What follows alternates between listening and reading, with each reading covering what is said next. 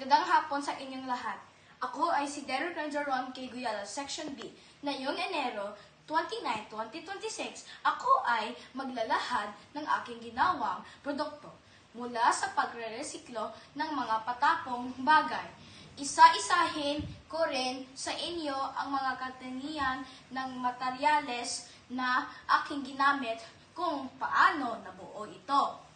Ang pagre-resiklo ay isang mahalagang gawain para mabawasan ang mga basura sa ating mundo.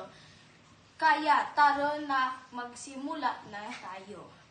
Ang aking nai-resiklo bagay ay ang isang halaman.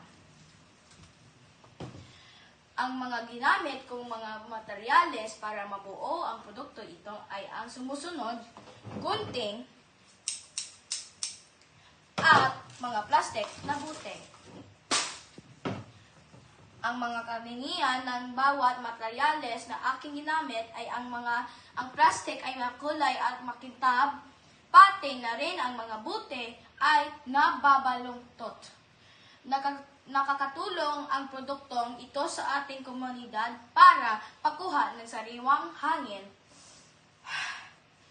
Ang naramdaman ko sa aking ginawang produkto ay paggawa ng plastic na halaman gamit ang mga plastic na bute, at gumagamit ako ang gunting para sa mga dahon.